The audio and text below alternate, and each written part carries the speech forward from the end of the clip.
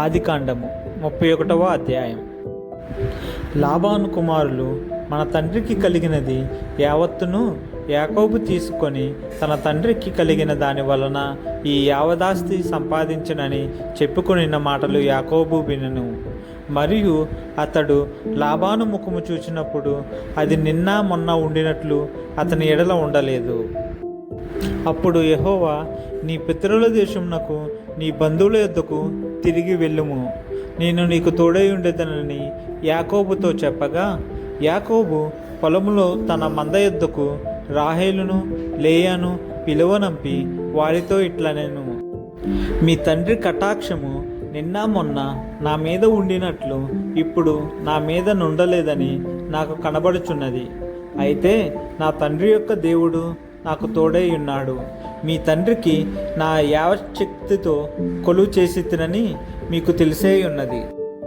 మీ తండ్రి నన్ను మోసపుచ్చి 10 మార్లు నా జీతము మార్చెను. అయినను దేవుడు అతని నాకు హాని చెయ్యనీయలేదు. అతడు పొడలు గలవి నీ జీతమగునని చెప్పిన ఎడల అప్పుడు మందలన్నీ పొడలు గల పిల్లల నీనెను. చాలులు గలవి నీ జీతమగునని చెప్పిన ఎడల అప్పుడు మందలన్నీ చాలులు గల పిల్లలను ఈనెను. అట్లు దేవుడు మీ తండ్రి పశువులను తీసి నాకిచ్చెను. మందలు చూలుకట్టు కాలమున నేను స్వప్నమందు కన్నులెత్తి చూడగా గొర్రెలను దాటు పొట్టేళ్ళు చారలైనను పొడలైనను మచ్చలైనను గలవై ఉండెను. మరియు ఆ స్వప్నమందు దేవుని దూత యాకోబు అని నన్ను పిలవగా, చిత్తము ప్రభువా అని చెప్పి తిని. అప్పుడు ఆయన, నీ కన్నెలెత్తి చూడుము, గొర్రెలను దాటుచున్న పొట్టేళ్ళన్నీ చారలైనను పొడలైనను మచ్చలైనను గలవి. ఎలయనగా లాబాను నీకు చేయుచున్నది యావత్తును చూచి తిని. నీవెక్కడ స్తంభము మీద నూనె పోసితివో, ఎక్కడ నాకు మొక్కుబడి చేసితివో ఆ బేతేలు దేవుడను నేనే. ఇప్పుడు నీవు లేచి ఈ దేశములో నుండి బయలుదేరి నీవు పుట్టిన దేశమునకు తిరిగి వెళ్ళుమని నాతో చెప్పెనను. అందుకు రాహేలును లేయాయు, ఇంకా మా తండ్రి ఇంట మాకు పాలు పంపులెక్కడివి? అతడు మమ్మును అన్యులుగా చూచుట లేదా? అతడు మమ్మును అమ్మివేసి మాకు రావలసిన ద్రవ్యమును బొత్తిగా తినివేశెను. దేవుడు మా తండ్రి యొద్ద నుండి తీసివేసిన ధనమంతయు మాదియు మా పిల్లలదియునై ఉన్నది గదా. కాబట్టి దేవుడు నీతో చెప్పినట్లల్లా చేయుమని అతనికి ఉత్తరమియ్యగా, యాకోబు లేచి తన కుమారులను తన భార్యలను ఒంటెల మీద నెక్కించి కనాను దేశమునకు తన తండ్రి అయిన ఇస్సాకు నొద్దకు వెళ్ళుటకు తన పశువులన్నిటినీ తాను సంపాదించిన సంపద యావత్తును పద్దనారాములో తాను సంపాదించిన ఆస్తి యావత్తును తీసుకొని పోయెను. లాబాను తన గొర్రెల బొచ్చు కత్తిరించుటకు వెళ్ళియుండగా రాహేలు తన తండ్రి ఇంటనున్న గృహదేవతలను దొంగిలెను. యాకోబు తాను పారిపోవుచున్నానని సిరియావాడైన లాబానుకు తెలియచేయక పోవుట వలన అతన్ని మోసపుచ్చిన వాడాయను. అతడు తనకు కలిగినదంతయు తీసుకొని పారిపోయెను. అతడు లేచి నది దాటి గిలాదను కొండతట్టు అభిముఖుడై వెళ్ళెను. యాకోబు పారిపోయినని 3వ దినమున లాబానుకు తెలుపబడెను. అతడు తన బంధువులను వెంటబెట్టుకొని 7 దినముల ప్రయాణమంత దూరము అతన్ని తరుముకొని పోయి గిలాదు కొండ మీద అతన్ని కలుసుకొనెను. ఆ రాత్రి స్వప్నమందు దేవుడు సిరియావాడైన లాబాను నొద్దకు వచ్చి, నీవు యాకోబుతో మంచిగాని చెడ్డగాని పలుకకుము, జాగ్రత్త సుమి అని అతనితో చెప్పెను. లాబాను యాకోబును కలుసుకొనెను. యాకోబు తన గుడారము ఆ కొండ మీద వేసుకొని ఉండెను.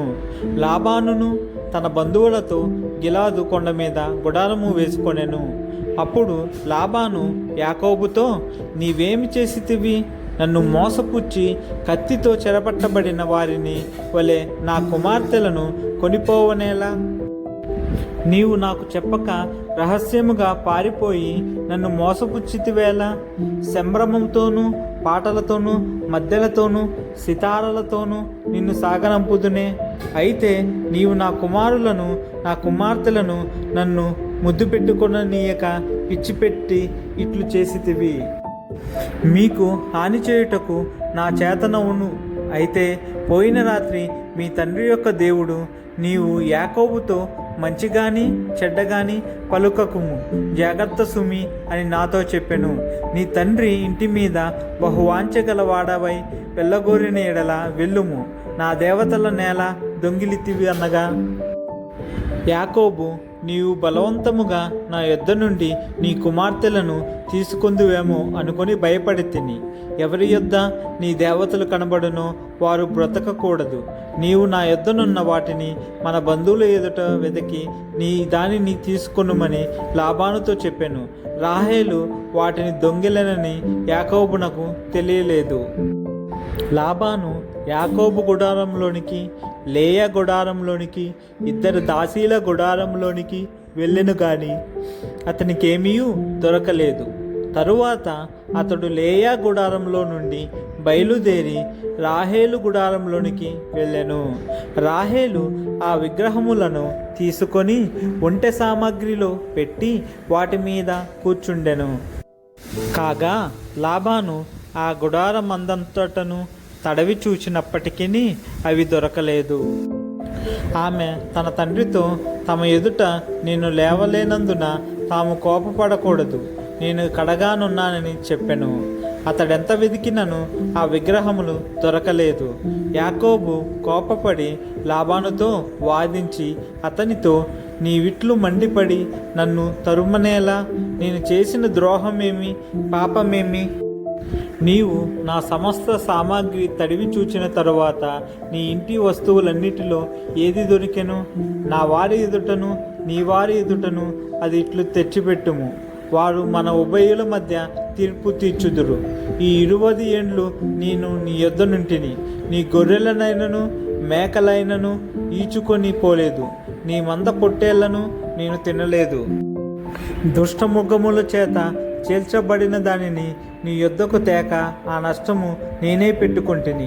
పగటియందు దొంగిలింపబడిన దానినేమి, రాత్రి యందు దొంగిలింపబడిన దానినేమి నా యొద్ద పుచ్చుకొంటివి. నేను ఇలాగ ఉంటిని. పగటి ఎండకును రాత్రి మంచుకును నేను క్షీణించిపోతిని. నిద్ర నా కన్నులకు దూరమాయెను. ఇది వరకు నీ ఇంటిలో 20 ఏండ్లు ఉంటిని. నీ 2 కుమార్తెల నిమిత్తము 14 ఏండ్లును, నీ మంద నిమిత్తము 6 ఏండ్లును నీకు కొలువు చేసి తిని. అయినను నీవు నా జీతము 10 మారులు మార్చితివి. నా తండ్రి దేవుడు, అబ్రహాము దేవుడు, ఇస్సాకు భయపడిన దేవుడు నాకు తోడై ఉండని ఎడల నిశ్చయముగా నీవు నన్ని ఒట్టి చేతులతోనే పంపివేసి ఇందువు.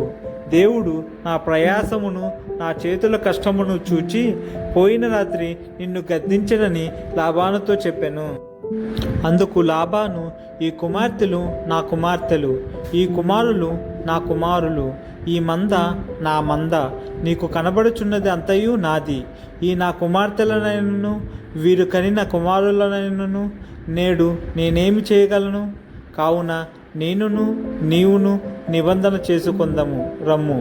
అది నాకును నీకును మధ్య సాక్షిగా ఉండునని యాకోబుతో ఉత్తరమియ్యగా, యాకోబు ఒక రాయి తీసుకొని దానిని స్తంభముగా నిలువబెట్టెను.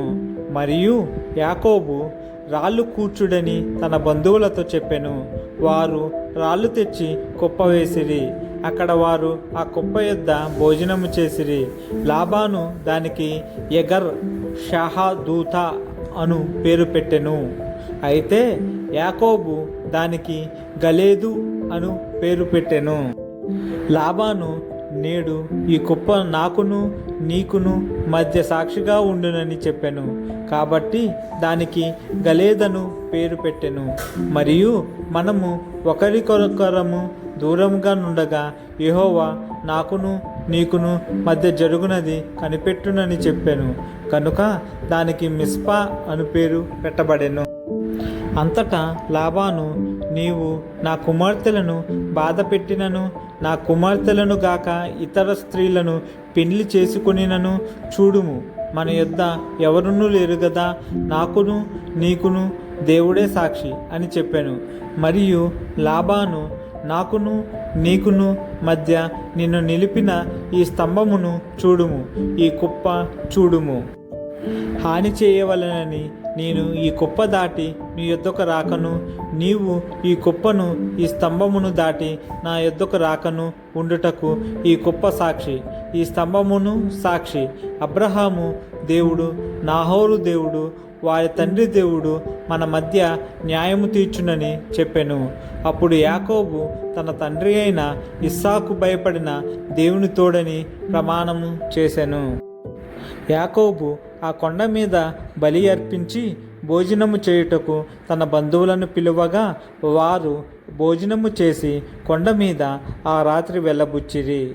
తెల్లవారినప్పుడు లాబాను లేచి తన కుమారులను తన కుమార్తెలను ముద్దు పెట్టుకొని వారిని దీవించి బయలుదేరి తన ఊరికి వెళ్ళిపోయెను.